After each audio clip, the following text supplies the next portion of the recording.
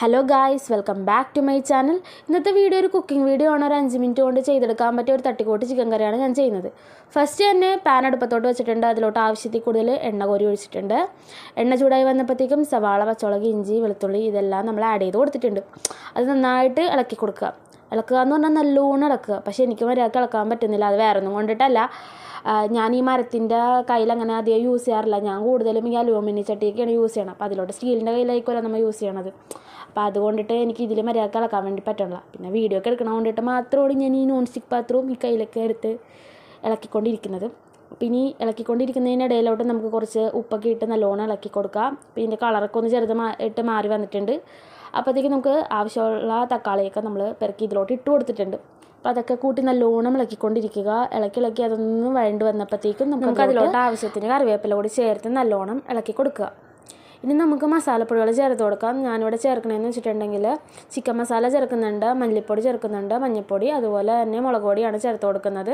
നമുക്കിനി അതൊക്കെ ചേർത്തിട്ട് നല്ലോണം വഴറ്റി കൊടുക്കുക. അതുപോലെ തന്നെ കുക്കിങ്ങിൽ ഞാൻ വലിയ എക്സ്പേർട്ടൊന്നും അല്ല.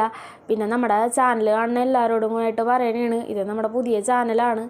അപ്പോൾ എഡിറ്റിങ്ങിലും കാര്യത്തിലൊക്കെ കുറേ മിസ്റ്റേക്സും കാര്യങ്ങളൊക്കെ വരും. അപ്പോൾ നിങ്ങളതൊക്കെ ക്ഷമിക്കണം. പിന്നെ നിങ്ങളെല്ലാവരും എന്നെ സപ്പോർട്ട് ചെയ്യണം. നിങ്ങൾ സപ്പോർട്ട് ചെയ്യണമെന്ന് വെച്ചിട്ടുണ്ടെങ്കിൽ സബ്സ്ക്രൈബ് ചെയ്ത് സപ്പോർട്ട് ചെയ്യണം. എന്നാലും നമുക്കിനി കൂടുതൽ വീഡിയോസൊക്കെ ചെയ്യാൻ വേണ്ടി പറ്റുള്ളൂ.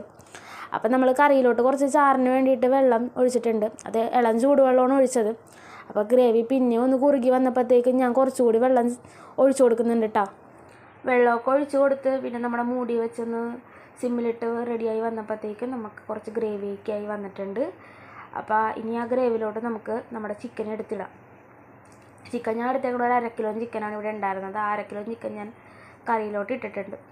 പക്ഷേ ഉണ്ടല്ലോ, ഈ ചിക്കൻ കൂടി ഇട്ട് കഴിഞ്ഞപ്പോൾ എനിക്ക് ഒട്ടും ഇളക്കാൻ പറ്റില്ല. കാരണം ഉണ്ടല്ലോ, സ്പേസ് തീർന്ന്, ചട്ടിയിലെ സ്പേസ് തീർന്ന്, എടുത്ത ചട്ടി ചെറുതായിപ്പോയി.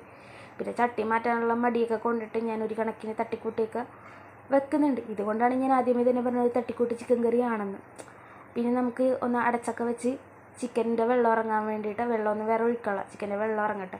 അപ്പോൾ നമ്മുടെ ചിക്കൻ്റെ വെള്ളമൊക്കെ ഇറങ്ങി വന്നിട്ടുണ്ട്. അപ്പം ഞാൻ ഇതിലോട്ട് ഉരുളക്കിഴങ്ങാണ് ഇട്ട് കൊടുക്കുന്നത്. നമ്മുടെ വീട്ടിൽ പിന്നെ ഉരുളക്കിഴങ്ങ് ഇടാണ്ട് എന്ത് ചിക്കൻ കറി. അപ്പം ഞാൻ ചിക്കൻ കറിയിലോട്ട് ഉരുളക്കിഴങ്ങും കൂടി ഇടുന്നുണ്ട്. അപ്പോൾ ആ ചിക്കനേക്കാളും കൂടുതൽ ഉരുളക്കിഴങ്ങായെന്ന് നിങ്ങൾ വിചാരിക്കുന്നുണ്ടാവും. എന്നാലും എങ്ങനെയെങ്കിലൊക്കെ നമ്മൾ തട്ടിക്കൂട്ട് റെഡിയാക്കുന്നുണ്ട്. ഒരു കണക്കിനായിട്ടാണ് ഞാൻ ചട്ടിയിൽ നിന്ന് പുറത്ത് പോകാണ്ട് ഇളക്കി കൊടുക്കുന്നത്. അങ്ങനെ നമ്മൾ മൂടി വെച്ചിട്ട് കറി നമുക്ക് വേവിക്കാം.